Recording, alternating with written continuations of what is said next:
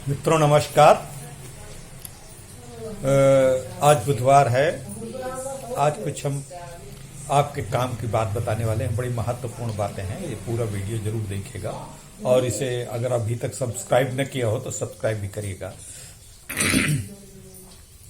मित्रों, एक बात बताने की आवश्यकता है।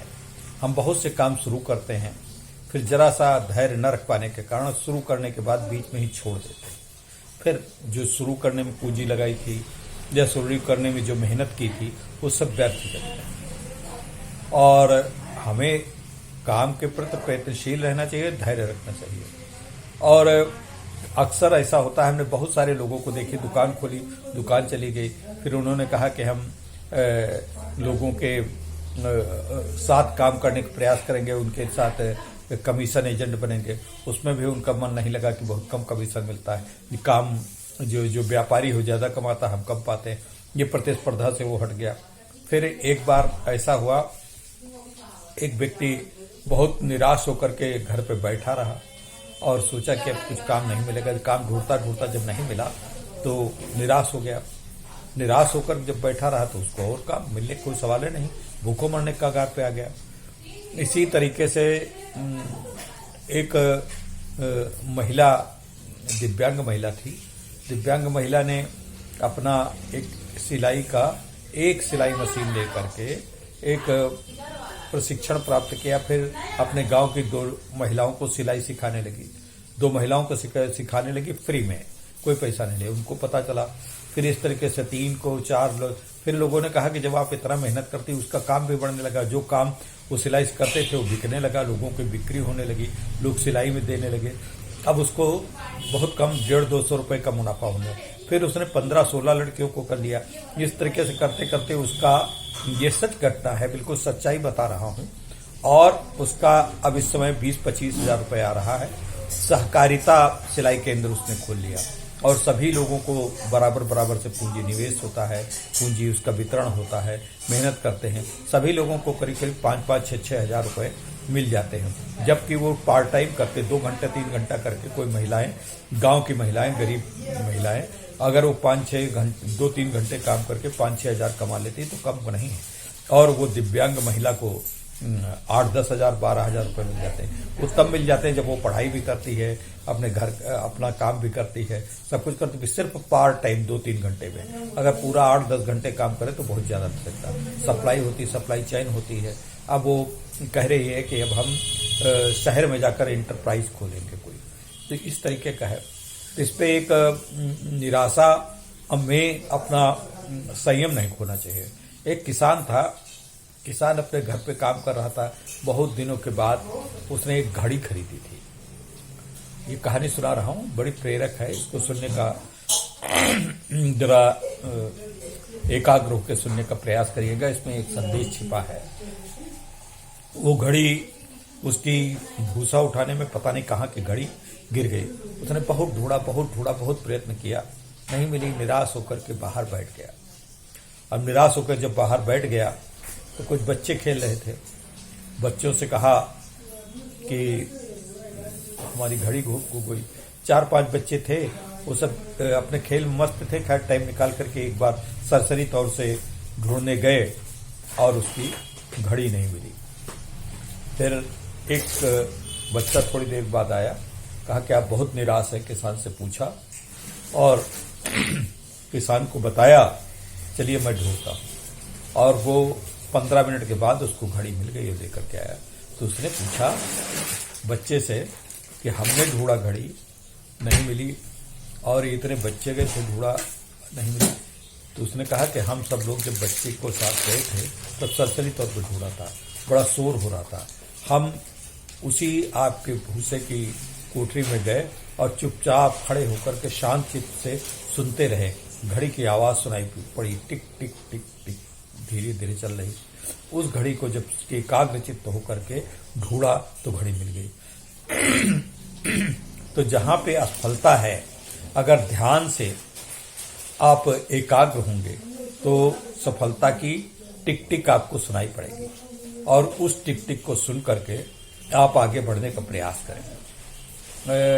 मित्रों, हम बड़ी जल्दी विचलित हो जाते हैं, हम बड़ी जल्दी हताश हो जाते हैं। हमारे अंदर हताशा नहीं होनी चाहिए। विशेषकर दिव्यांग व्यक्ति हमारा हताश हो जाता है। हम कुछ पाने के लिए जब तक इंतजार नहीं करेंगे, जब तक धैर्य नहीं रखेंगे, तब तक कैसे मिल जाएगा। हमको थोड़ा प्रयत्न करना चाहिए, थोड़ा धैर्य रखना चाहिए, थोड़ा एकाग्र होकर के उस कार्य प्रणाली के ऊपर कुछ दिन तो उसके ऊपर भरोसा करना चाहिए। फिर अगर उसमें बहुत बदलाव की जरूरत है, उसके अच्छे परिणाम अपेक्षित नहीं आ रहे हैं, तब उसमें बदलाव करिए। लेकिन 2-3 महीने 4 महीने का उसको टाइम दीजिए और 4 महीने टाइम में एक निर्धारित फिर भी उसकी पुनरीक्षा कीजिए कि हमने जो काम किया था उसमें जो संकल्प, जो हमारा नियोजन लगा था, जो हमारी दृढ़ता थी, उसमें कहीं कमी तो नहीं थी। जब इस प्रकार की आपका ये बर्ताव सही दिखने लगे तो आप उस पर परिवर्तन कर सकते हैं, सुधार कर सकते हैं। आपको निश्चित रूप से सफलता मिलेगी, आपको खोई हुई घड़ी मिल जाएगी, आपको खोया हुआ लक्ष्य प्राप्त हो जाएगा। जो जिस लक्ष्य के प्राप्त करने के लिए आप बहुत प्रयत्नशील है। बहुत से लोग कह रहे हैं कि सरकारी नौकरी नहीं मिलती। सरकारी नौकरी मित्रों बहुत कम है।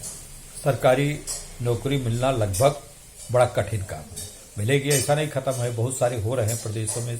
कई प्रदेश सरकारें सब अपने अपने राज्यों में भर्तियां कर रही, भर्तियों का अभियान चला रही, लेकिन इतना ज्यादा बेरोजगार है कि किसी भी सरकार के लिए संभव नहीं कि पूरी तरीके से बेरोजगार को दूर कर सके। तो इसके लिए हमको कई बार मैं अपने वीडियो यूट्यूब पे डाल चुका हूं कि आप अपने वीडियो जो मैं डाल चुका हूं उस पर बताया गया है कि आप अपना स्वरोजगार शुरू करिए।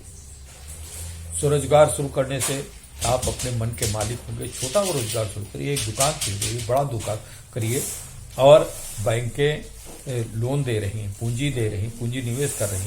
बहुत ज्यादा पूंजी नहीं लीजिए, कम पूंजी लीजिए, जिससे जोखिम जो है, जोखिम से आप बचे रहें। लेकिन जोखिम के लिए तैयार रहें। जब तक जोखिम आप नहीं उठाएंगे तब तक आपको कुछ भी नहीं मिल सकता है। आप फ्रीलांसर बन सकते हैं, बहुत से काम कर सकते हैं, लोगों को एडवाइस दे सकते हैं। ऑनलाइन पाठ्यक्रम चल रहे हैं, उन पे आप लोगों को बता सकते हैं, ऑनलाइन उनको परामर्श दे सकते हैं। ये कर सकते हैं सब। बहुत जो कुछ नहीं कर सकते। दिव्यांग है आप तो दिव्यांग होकर दिव्यांग है, दिव्यांग है, दिव्यांग है, इसकी माला जपते रहेंगे तो आपका कुछ भी नहीं होगा। आप इसी तरीके से पढ़े रहेंगे। आपको अपने को उठो, वीर तुम बढ़े चलो, धीर तुम बढ़े चलो, सामने पहाड़ हो तो सिंह की दहाड़ हो, पर कहीं रुको नहीं, वीर तुम बढ़े चलो, वीर तुम बढ़े चलो। धीर और वीर का जब समन्वय हो जाता है, जब आगे बढ़ने की आपके अंदर ललक जगती है, कर्मठता आपके अंदर जागृत हो जाती है, तभी आप लक्ष्य को प्राप्त कर सकते हैं।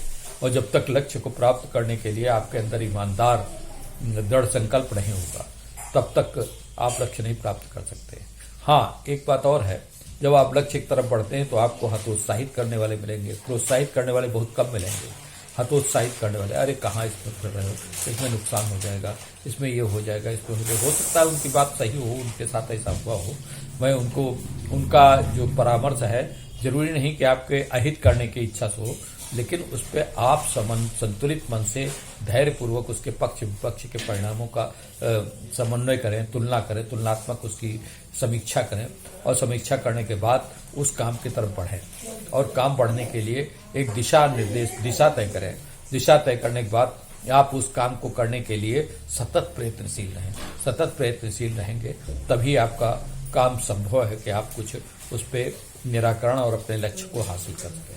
और लक्ष्य को हासिल करने के लिए अंदर एक बड़ी इच्छा शक्ति होनी चाहिए, और इच्छा शक्ति हमारे अंदर प्रबल है। हम सिर्फ दिव्यांग हैं, भाग्य को कोसते रहेंगे तो कुछ नहीं होगा। आजकल भाग्य ईद मुट्ठियों में है। एक साधु के पास एक सज्जन गए, पूछा कि वो साधु चिल्लाया करता था कि अपना भाग्य बदलो, अपना भाग्य बदलो, भाग्य बदलो। लोग सोचते थे कि पागल साधु है।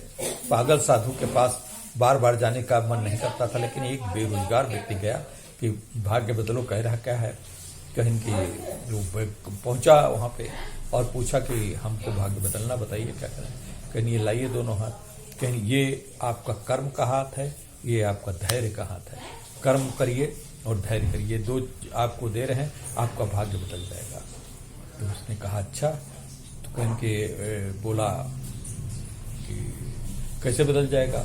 उसने एक सोने की दुकान पे काम करना प्रारंभ किया। सोने की दुकान पे जब काम करना प्रारंभ किया तो वहां पे धीरे धीरे काम करता रहा, बड़ा लगन से काम करता रहा और काम करने के साथ साथ वो आगे बढ़ता रहा।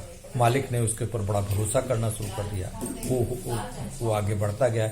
एक दिन मालिक को ऐसा लगा कि अब हम रिटायर हो रहे हैं, इसी को काम सौंप दें, और वो काम सौंप के वहां का मालिक के तरीके से काम करने लगा। लाखों करोड़ों का आदमी हो गया, उसकी तनख्वाह भी बढ़ गई, सब कुछ बढ़ गया। मालिक के प्रति ईमानदार रहा, सब कुछ रहा। तो इस प्रकार से धैर्य और कर्म के तब वो साधु को ढूंढने गया।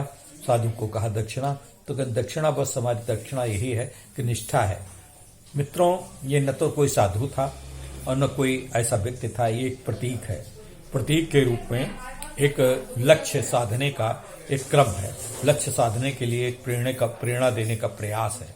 आपको हम प्रोत्साहित करना चाहते हैं, आपको आगे बढ़ने के लिए हम रास्ता दिखाना चाहते हैं, मार्ग दिखाना चाहते हैं। क्या आप इस मार्ग पे चलोगे? मित्रों, आप सच बताइए, इस मार्ग पे चलोगे ना?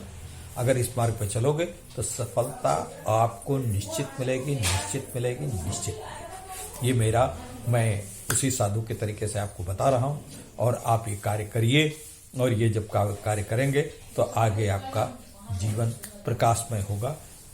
बढ़े चलो वीर, तुम बढ़े चलो। नमस्कार मित्रों, फिर कल मिलेंगे एक नए वीडियो के साथ। धन्यवाद।